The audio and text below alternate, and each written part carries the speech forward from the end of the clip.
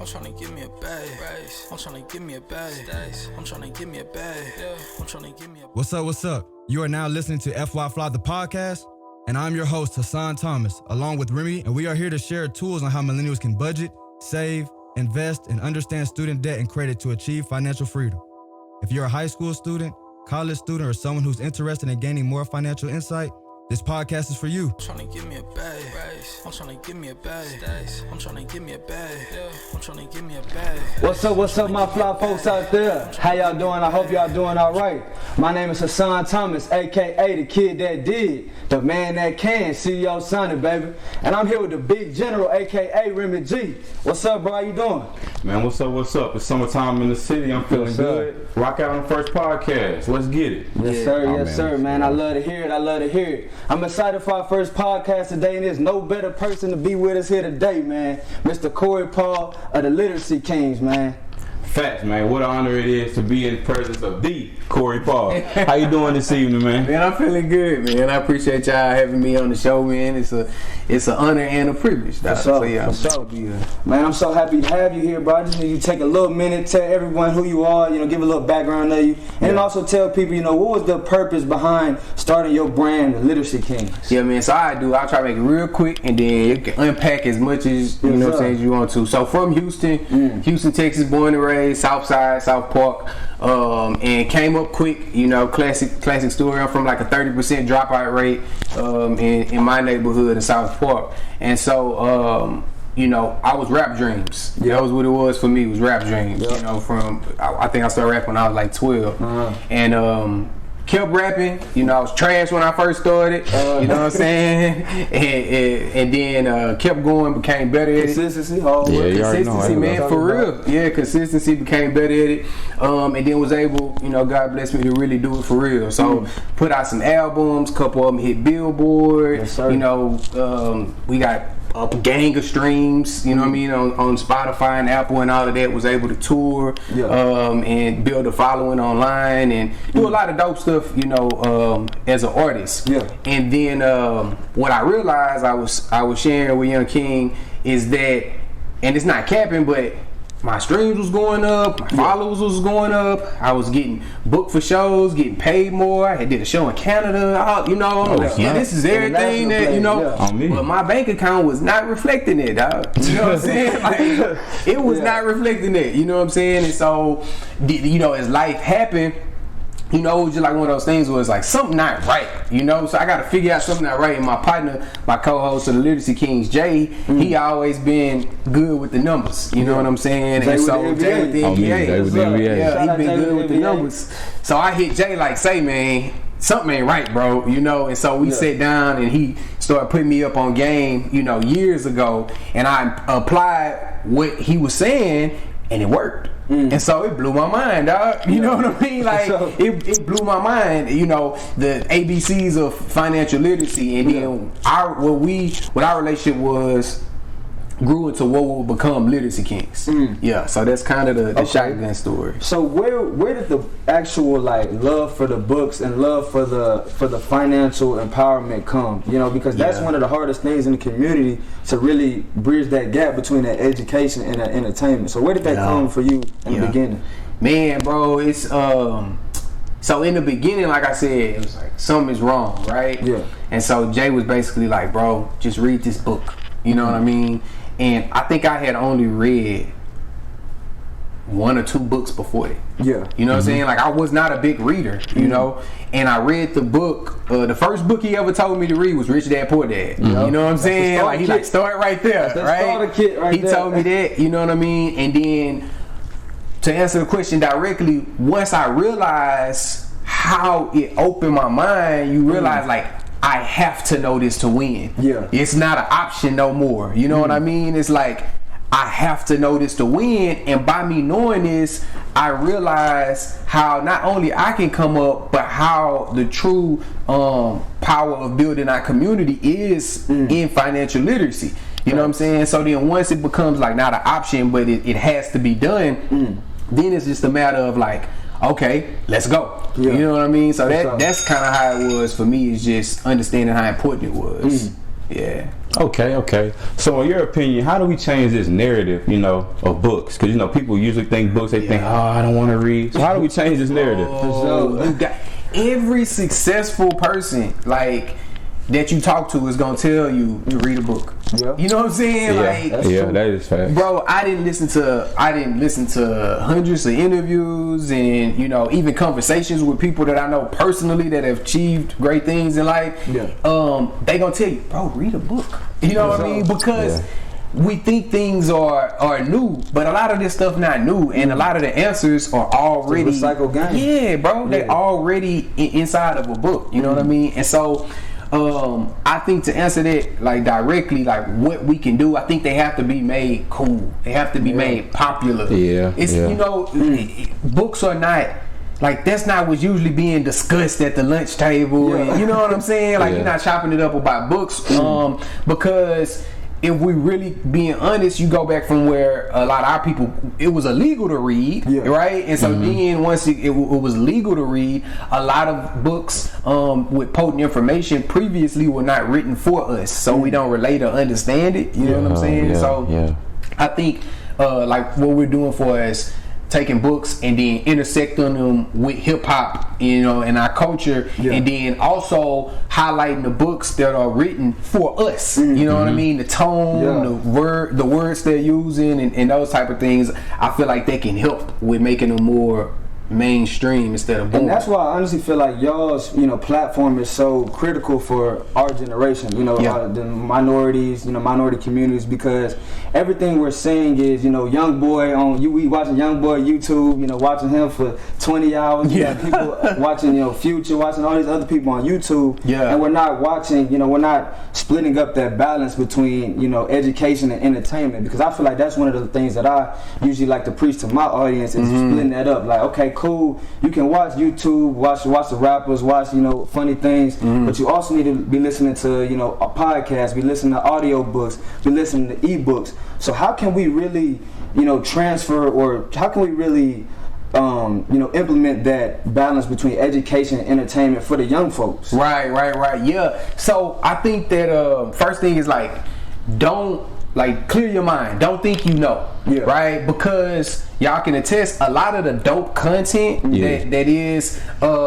educational and entertainment is not usually mainstream. If you're not looking for it, or if you don't know where to look, you might not see it. You know what I'm saying? So first thing is, you may have a preconceived notion of what education and entertainment sound like. It's man, I ain't trying to even check for that. Clear your mind. Don't think that's the case, because it's a lot of dope stuff out there, right? And so then I think that the next step is it's actually it's this site called it's Scribd or Scribed. You just type it in, Scribd or Scribe, whatever. But it's $9.99, and it's a gang of audiobooks on there from all kind of people. That you can just listen to unlimited, so you don't have to just sit down and read. It's even a section for just black authors, and it's all audiobooks. You know what I mean? So I think that's another thing to just give it a try, and you get a free trial with it and all that kind of stuff. So I always promote that, because you have nothing to lose. You don't let me go buy a book and sit down. You can get the free trial, go to the section for black people. You know what I mean? And listen to the books until you find something that you rock with, and then boom, go down that lane. And I feel like that's one of the things that we really need to try to focus, because it's hard, because we have so much content coming towards us, so much negative content, so much positive content. We got NFL coming back, we got the NBA coming back, so just really locking in with these books is we have to show the benefits of it. I remember one time I was reading this book called The Startup, and I thought I was going to read it to put me to sleep. I was reading it at night and it put me to sleep. Tell me why that joint had me staying up to 3 a.m. Writing notes, writing different ideas coming from a book. So we just have to really show the benefits of that book and 100%. Show the positive things of reading, behind reading, and really taking in this information and applying this information. You know what I like to say, you say application what? Without implication, it's pointless. Exactly. And when you start reading, like you said, it's one of the popular finance books Richest Man in Babylon. Yeah. Right? It's like one of the popular like financial books. And once you do start reading, you realize like a lot of the stuff they saying in there is relatable. Yeah. You just have to take the time. Like it's a point in the book where two partners is talking and they talking about how they down bad, and one of their partners that they went to school with, he's shining, and he come through and just kind of like chuck him the deuce and keep it pushing, and they like, oh, he capping, you know. He changed it up. So one of them, he changed up. And so one of the homies is like, yeah, man, he doing good, he doing this, that, and the third, and the other was like, oh, to rob him. You know what I'm saying? And his partner like, real life relatable, bro, in the book, and his partner like, well, you can rob him, but you can only rob him once. Like, nah, let's get down with him and see how he getting his money. You know what I'm saying? So it's like, it's a young boy song about that. Yeah, you feel what I'm saying? But when you just look at the book, you like, but you actually like say lean into it, and you like, it's a lot of relatable information in there for a lot of people. For sure. Yeah. And that's one thing, finding those podcasts, finding those books that you can relate to, and then, you know, switch that information into your life and see how you can really use that to boss up. Yeah. To be honest. Yeah. I feel like that was a great way to get this show started. So let's go ahead and go on to our next topic, the foundation of financial literacy, budgeting. Now, budgeting is a detailed plan that's going to tell you where your money is going to go from 1 to 5 months. It can even go longer than that. So the first step is you want to be able to find the difference between your wants and your needs. Can y'all give me some examples of some wants versus some needs? You want some new shoes, you want a new purse, you want to go to a, concert. Right. You need to pay your mortgage. You need to pay your rent, credit cards. You know what? I'm so glad you said that, because the next one that you want to do is you want to be able to track your income. Not only will you track your income, but you want to know the fixed as well as the flexible expenses. So like you said, a mortgage, car payment, that's fixed. You know it's not going to change. You know it's coming every month. Pay it. Now, flexible expenses, those are things like going out to eat. You know, the new J's dropping. I'm going to go ahead and get those. And the third one, this is real key. Don't forget about that savings account, even if it's a little amount. Pay it some love. You got anything extra for me, CP? No, man, I think that's good. And pay yourself first. That's a literacy kings. It's a rich man of Babylon, huh? Yeah, pay yourself first. Pay yourself first. You do your budget.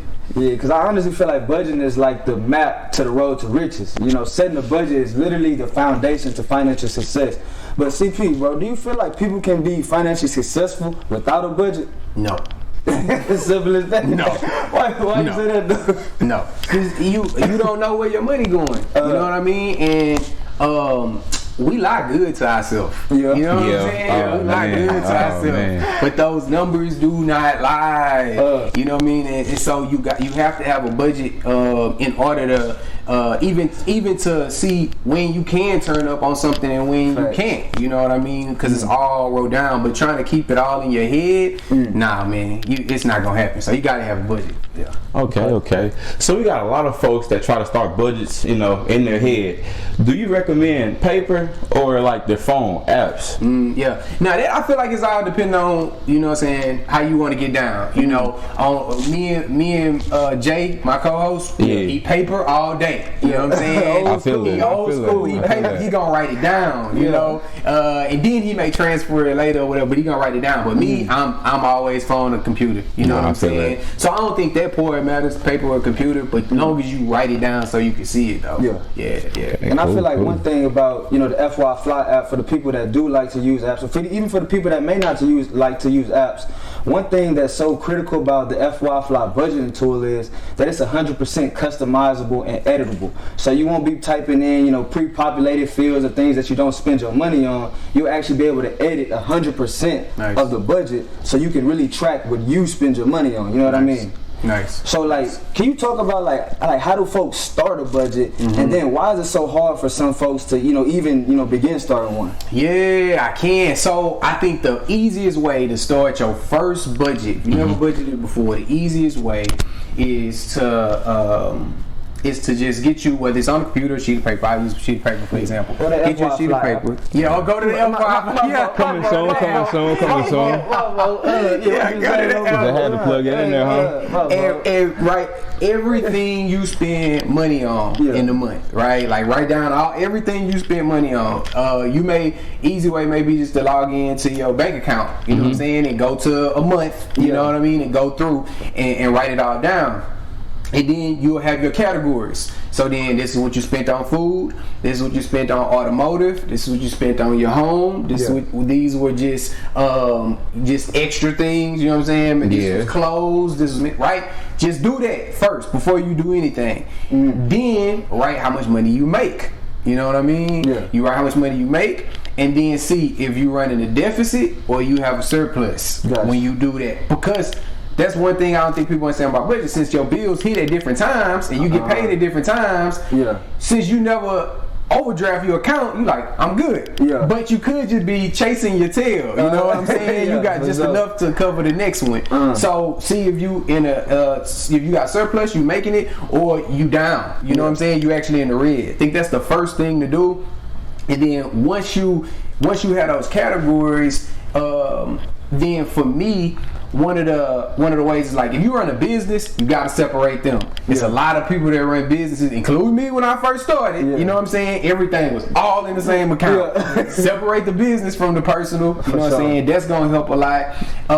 And then another little tip on budgeting, because we can talk about this for the whole segment, but another little tip that helped me was separate bank accounts. Man, I was just let me kick it. What you got to say? Because you remember, Remy, I was telling you about how just like you said, when I first started, everything was in my business account. You know what I'm saying? So I was doing personal stuff in the business, and I was telling Remy, like, man, what I need to do is now not even try to separate, check-ins in a business. Go ahead and get a whole different bank. You know what I'm saying? Okay, I bank with, Discover for my business, and then BB&T for my personal. Like, you don't even chance it. Don't even have BB&T for your check-ins and your business. Go ahead and get, Discover or, another reputable bank, that you can really trust and that's been here for a long time, and you separate your accounts like that.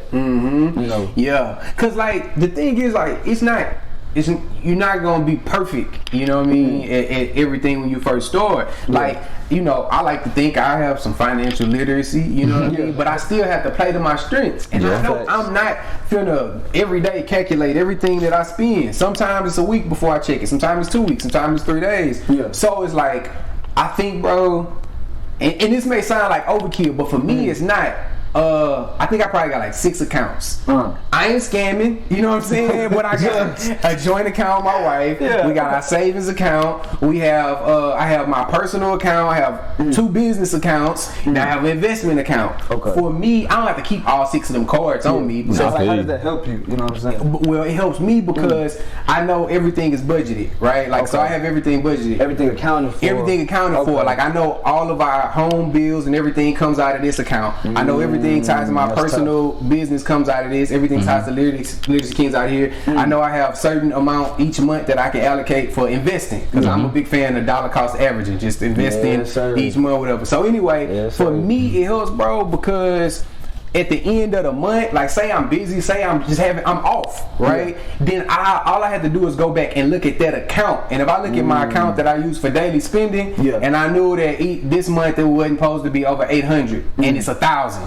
Then that's a problem right there. I don't have to go through all my transactions. Makes you sense. feel me? So it helps me, and I only have to keep like 2 or 3 cards on me. I don't have to have all those cards. You know what I'm saying, on me. So that's something for me, because I'm not now. Jay is better. Jay gonna go and he gonna, you know what I'm saying? I ain't gonna care. I'm not that good and stand on it like that. But then it's a cheat code for me. I just separate them out. So that's me though. Yeah. Okay. I got a pretty important question, man. How do you ball on the budget? Man. So I know that everybody level of balling is different. True. You know? Understand your level. Balling is different. You feel me? So the first thing is find what matter to you. You know what I'm saying? Like, find out, what matter to you. What do you know what I'm saying? So, like, I'm not gonna be fresh as y'all. You know what I'm saying? Like I'm like maybe one day y'all could be my stylist or something like that. Clothes and shoes. Right, man. You know FYI FLI guys, man. You feel me? That's not my thing, but my thing is food. So I'm gonna eat snow crabs and Alaskan crabs and lobster, man. Like that's where. See, and I'm a plain Jane. I'm a bacon cheese, right? You know what I'm saying? So you got me right there. So you gotta find out what matter to you. You know what I'm saying? Yeah. I'm not gonna get the J's because I know y'all gonna have them because they don't really matter to me, right? So once you, I feel like once you know what I'm saying, you figure that running your lane, then it goes back to budgeting. Yeah, for sure. The way you can ball on a budget is by having one. You feel me? So if you do them numbers and you realize, man, I'm running a deficit right now. I ain't got nothing sexy for you. You need to cut it out. You know what I'm saying? No balling right now. No balling right now. The ball is on temporary hold. Temporary hold. You red shirt, just chill. You know what I'm saying? You gotta figure that out. Then once you start getting to your budget, and then you know you like that should turn you up though. You know what I mean? So okay, bet. Then once you can start getting in the green, then the way you can ball on the budget, like I can tell you my opinion, but you don't have to listen to me for as when you have an excess what to do with it. So if you are budgeting, you see, man, okay, boom, I'm good, I'm green 200. Yeah. 150 this week, Then you can pile it up, and if you want to go blow with 400 on some Yeezys, if that's what you want to do, you know what I'm saying? You can do that knowing that you're not tapping into none of your necessary expenses and stuff like that. You know what I'm saying? So some financial dudes, they gonna tell you, you don't do that. You could have bought, instead of Yeezys, you could have bought $400 worth of Adidas stock. And you know what I'm saying? You could if you want to, but that's not my. I feel like our responsibility is to give the tools that you can use. So it's that level. You feel me? If you running in the red, no, bro, you can't afford Yeezys. You know what I'm saying? But if you got it and that's where you want to put it, that's the most responsible way to ball. You know what I mean? In my opinion. What T.I. say? Go ahead, my bad. I'm saying, what T.I. say? Ain't tricking if you got it. I feel like one thing to add on to what you were saying is we have to start meeting people where they're at. You know what I mean? We can't be telling people, okay, go from spending $400 on clothes to spending $0. You know what I'm saying? You can't tell somebody that, but what you can tell, okay, instead of spending $400 on clothes, spend $300 on clothes and then invest $100. You know what I'm saying? And then you start, okay, $200 in investment, $200 on clothes. You know what I'm saying? And then then that goes to what we're about to talk next about income. Raising your income to really so now you can start spending more on leisures and then start spending more on assets to pay for those leisures and liabilities. Right, 100%. I agree, bro. Go ahead and get on the next topic. You know what I'm For saying? sure. Yeah. Okay. For sure. And I feel like, one of the things my investment analysis teacher always used to say is investing early and often. That's one of the biggest things. Yes. So how do we get young folks to really understand and take advantage of compounding interest? How we get that through their head, man? How we make it look attractive to them? Well, we just did an episode where we were showing the difference between if you start investing in your 20s versus 30s, 40s, 50s, you know what I'm saying? Yeah. And if you wanted to retire with an M. Yeah. And man, that's tough. The numbers, my memory not good enough to remember the exact numbers, but the numbers were staggering, bro. Like when you start in your 20s, it was something equivalent to like you have to invest like $180,000 starting in your 20s. That would be your total investment for the compound interest to grow that into $1 million if you, I think the retirement age was like 65 or 67. Okay. But then as you got into like 30s, 40s, 50s, by the time you got to I think like your 40s or 50s, instead of 180 total investment, it was like 400 and something thousand total investment if you want to retire by 65 or 67 with $1 million. That's crazy. And you know what I'm saying? So, I know that when you're younger, you just think like, that's later, that's down the line, you know what I'm saying?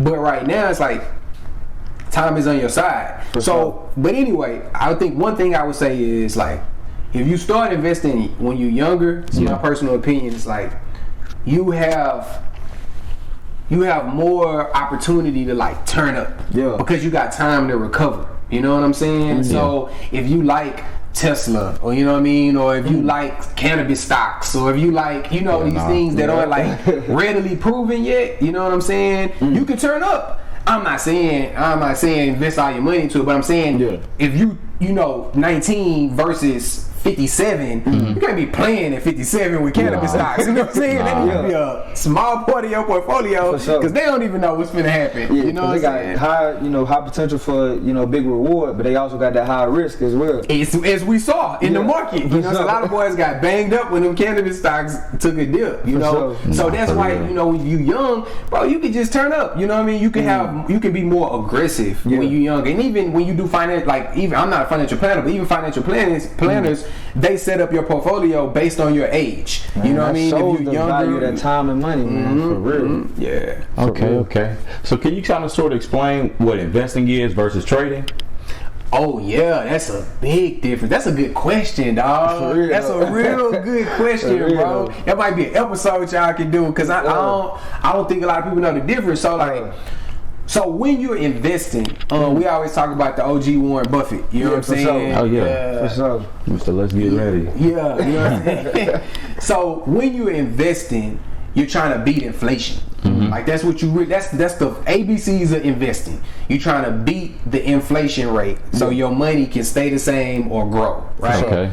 So when you're investing, it's for the long term. And so they talk to Warren Buffett or whatever, and a lot of top investors, and they tell you like, it don't matter what the company or the stock or the asset is gonna do today, tomorrow, or next year. Don't matter at all. When you invest, you know what I'm saying? You're looking for a return overall. Gotcha. Now that it may be 5 years, it may be 10 years. Every investor is different, but you're looking for over time return on your money. That's an investment, right? When you trading. Right now, it's levels of trading as well. You got day traders, swing traders, where it may be you may stand to trade for a few days. You know what I'm saying? On the cool, you trying to take the little graphs and tools and your market knowledge, and you trying to hit a lick. Like, basically. You trying to run some option plays. You know what I'm saying? Like, oh, they gonna do the earnings. They gonna announce the earnings today. You so buy low, sell high. You know, hit a quick move. You trying to hit a lick. Now you using strategies and different things like that or whatever, but that's what you doing. That's not investing. Because when you trading, you don't care what's happening a year from now. You just want to know when your option get close to expiration, where you at? You know what I'm saying? So you in the money, out the money. Having money. There you go. Yeah, there you go. ATM. Shout out to Big Mike. Yeah. So that's the difference in my opinion. Okay. So let's start with the basics. In its simplicity, what is a stock and what's the importance of ownership? Oh man, in its simplicity, a stock is just a slice of the company. Slice of the pie, okay. It's a slice of the pie. Okay. That's it. When companies are traded publicly, they do an evaluation of how much the company worth, and then based on how much the company's worth, they got so many shares. You know, I say worth, how much they evaluated it. You know what I'm saying? And there's so many shares, and then you buy a share, you get a slice of that company. Gotcha. Yeah, and so that's all it is, right? And I think the importance of ownership is, we always, we talk about how, we make things hot. You know what I'm saying? Like we make things popular. We make things hot. But the OGs, they'll talk about it, right? Like you hear Jay-Z and Puff and rappers that been in the game talk about how, like, man, we made Cristal hot back in the day. You know what I'm saying? We made Polo hot back in the day. And then they would call the manufacturers, call the owners, like, hey, bro, like, you know what I'm saying? My video going crazy. It's full of Cristal. Cut me a check. And they're like, no, I'm not cutting you nothing. You know what I'm saying? Yeah, you do that. Yeah, appreciate it. You know what I'm saying? Like, and that's it, bro. Because they didn't own nothing, and they was like, but they making it hot. You feel me? So, they're like, even Damon John, who FUBU, he was talking about how, long story short, LL Cool J did a commercial for Gap back in the day. You know what I'm saying? Yeah, he did a commercial for Gap back in the day, and he wore, I think, like a FUBU hat or something like that, and he used FUBU in the rhyme. You know what I'm saying? Yeah. And finesse Gap, and then after the commercial aired, boys was flooding Gap trying to buy FUBU. Yeah. You see what I'm saying? Man. Like, and they was like, we don't sell. You know what I'm saying? But we make stuff hot. Long answer, but the point is, if we don't own nothing, then it's for nothing. You know what I'm saying? So since we are such a heavy part of culture, you know what I mean, and driving sales, 70% of how the United States makes money is off of spending money. You know what I'm saying? Like consumer spending. You know what I mean? And who's spending the most? So it's like you got buying stock. It allows you ownership. You know what I mean, inside of that company. Yeah. So I think that's why we should. That ownership is huge. They even going like back to your point, about how we have to own our materials, own our things. Even to the African American women that are doing these TikTok dances, and they're going to get them trademarked now. They're going to get them paid. Let's go. Ownership. Let's go. Ownership is huge. It's huge and it's mandatory. Yeah. Because what was that dance? Remember the Fortnite dance? Like it was one of the dudes that came out with that dance. Boy JB came up with the little shoe. They stole the shoe, put it on Fortnite. What he gonna do? I ain't even realized that. Yeah. What they, own nothing. So you know what I'm saying? That's what Baby from Cash Money, like he said a while ago. They was asking him about like, what's one of your biggest mistakes? And he's like, we didn't trademark bling bling. Oh, you know what I'm saying? Man. We didn't trademark bling bling. Oh man, you feel me? So on the ship, y'all, like you saying, 100%. For sure. So like, what's the best way to jump into the stock market? Because I'm all about ETFs and REITs. So anybody who doesn't know, ETFs stand for exchange traded funds, and basically they're just a group of stocks. And the benefit, and then REITs are a group of real estate properties. They could be commercial, residential type properties. But the biggest thing about these is investing into an ETF or investing into a REIT. You don't have to go out and do all the manual labor of doing, buying a home and doing real estate or doing wholesaling, fixing and flipping. You don't have to do that. You can set up automated payments, daily cost averaging, like we were saying, and put down into these REITs or put down into these ETFs, like I said, which are a group of stocks. So those are really my favorite types of way of getting into the investing game, because they're so easy. A lot of people, they try to, jump over the highest hurdles, but OG Warren Buffett said what he likes to do, he steps over the smallest hurdles. He doesn't have to, jump in and overextend himself. He just starts with the the easier ways to jump into things, and then he goes into the harder and starts, tapping in with the other things. So please tell us, a way to for us to really start jumping in, like for my folks who want to get invested right now, but don't really know where to go. I don't know what no brokerage is. I don't know what none of this. Like, how do we get involved? How do we get active? Yeah. So man, I agree with everything you saying. I think index funds, index and ETFs can be interchangeable. It's differences, but we don't need to get into all of that. But it's just a basket of stocks, like you said, a group of stocks. I think that's the best way because it's the safest way. You know what I'm saying? It's the safest way. I know it's fun. The single solo stock picks are fun. You know what I'm saying? But I would definitely say index fund. And the dope thing about it, so you have a few main brokerages. So like, for example, I use Fidelity.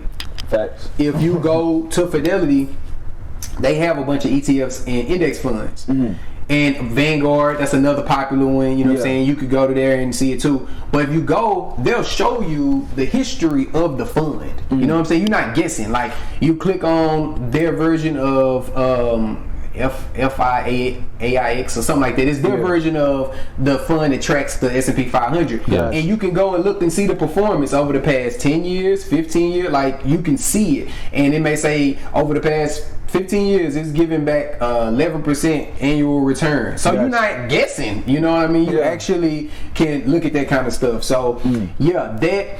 And then on the other end of that question, if you do, okay, boom, next step for solo stocks, bro, I always say start with what you know.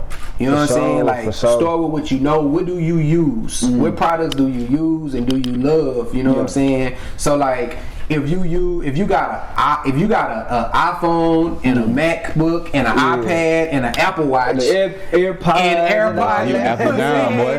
and you've been with Apple for 5 years or 10 years, and you love them, and you da. It's like, don't think that it's overcomplicated. Like, you know the product. How is the product? Yeah. You know what I'm saying? Do you like it? Are they getting better? Are they getting cheaper? Are they da? You know what I'm saying? Start with what you know. When COVID hit, a lot of different stocks was down, and I saw like it was some stocks, companies that manufacture tools, you know, like power tools and stuff like that. But I don't know about power tools, but my brother knew about power tools. So I was like, hey, bro, you know what I'm saying? And I asked him about it, and these Snap, they this, and Milwaukee's that, and whatever. So even though he's not like, he wouldn't say he in the financial space, he knows about that that little part of that sector. You know what I'm saying? So yeah, just start with what you know. Yeah.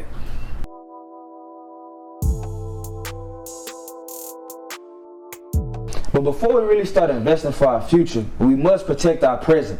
So that's why I feel like an emergency fund, or a peace of mind fund as we like to call it, is so important. But can you tell us, what is an actual emergency fund, and when should it be used? Yeah. So life happens. You know what I'm saying? So one thing that will knock you off your path when you know trying to get your bread right and get everything in order is something out of the blue. You know what I'm saying? The car mess up, or tires mess up. You say it's personal. You know what I'm talking about. Man, look, man, I don't even want to go into last week, man. I don't even want to go back, man. It's going to happen. You know what I'm saying? Like, especially if you own a house, something gonna break. You know what I'm saying? It's a matter of when. Exactly. You feel me? And then when that happens, if you don't have an emergency fund and you have to dip into your actual account, everything get thrown. Now you back playing catch up again. You know what I'm saying? And investing, like, it's the physical, but it's also mental, it's emotional, you know what I mean? Like, because you may be working hard and doing all that, but your bank account ain't rocking with you like it's supposed, you know what I'm saying? So that'll throw you off, you feel me? So having that emergency fund, I think usually they say like $1,000, but whatever you can have, whatever you can start with, like you can up your goal. Maybe your goal is $500 first, and then once you get your $500, then move it to the $1,000, because now maybe you turned up off of hitting one goal. You know what I'm saying? So it's for when something go wrong, you ain't got to throw off all your budget because of that one thing. Because I was even, doing my research, and I saw that 72% of Americans can't even cover a $400 emergency.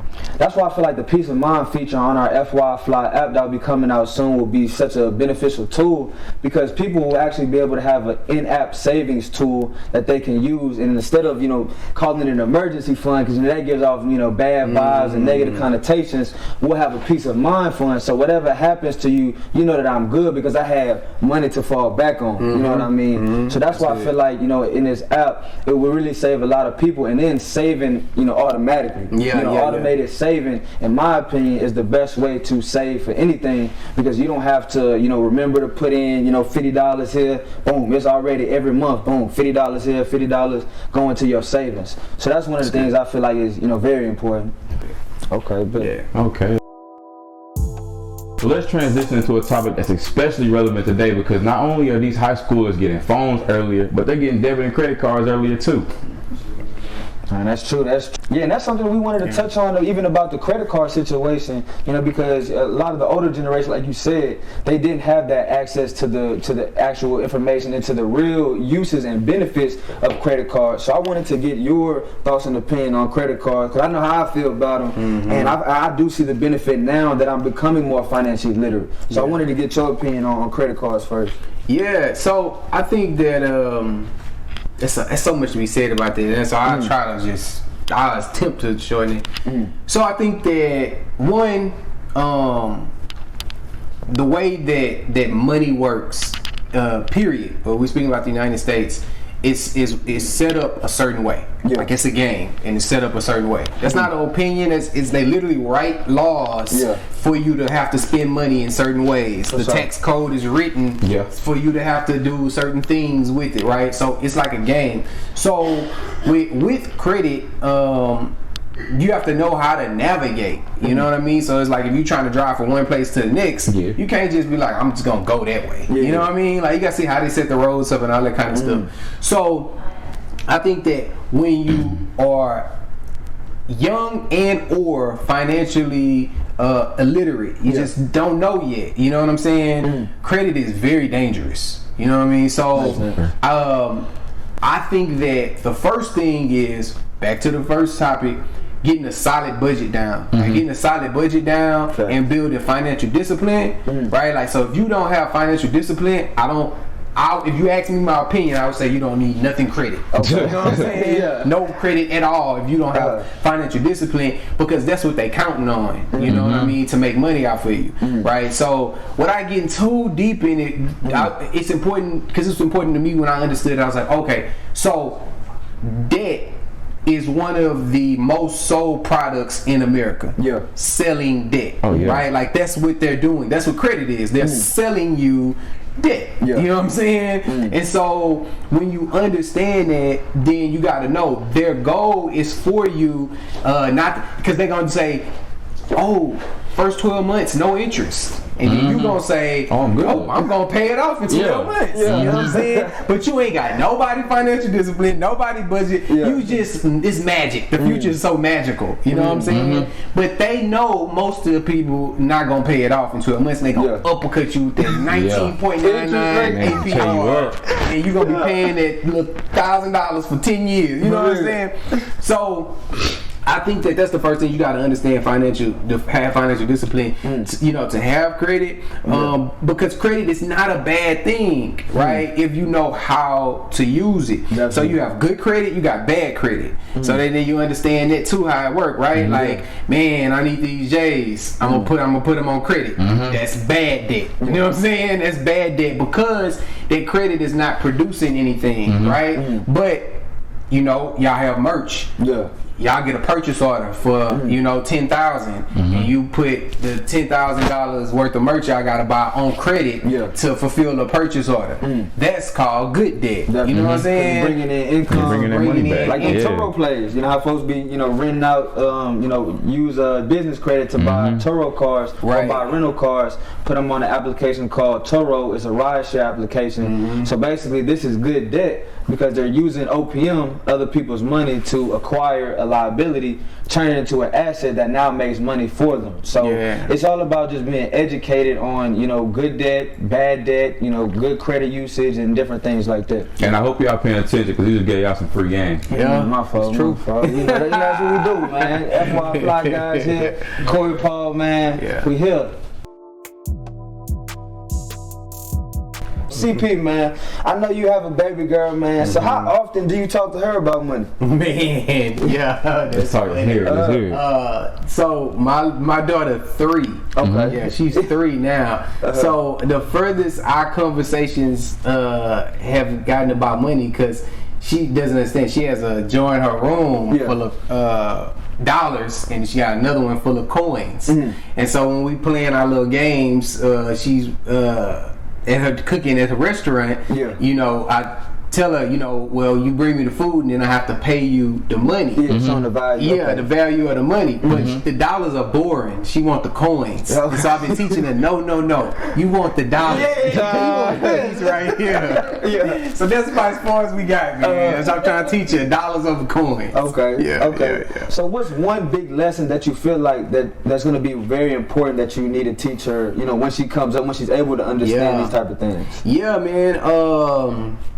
I think that it was a lady, and she is like a financial expert, and she was saying how when she first started her first like babysitting job, she was like 12 or something like that, watching the neighbors' kids. And after working for a couple months, her dad was like, "Hey, where's your money?" And she just pulled her drawer out, and it was just sitting in there. And he was like, you're wasting your money. And so she started, investing at 12. And he taught her like, this is what you do with money. For sure. So as she became an adult, and then her friends were financially illiterate, to her she was just like, oh, that's weird.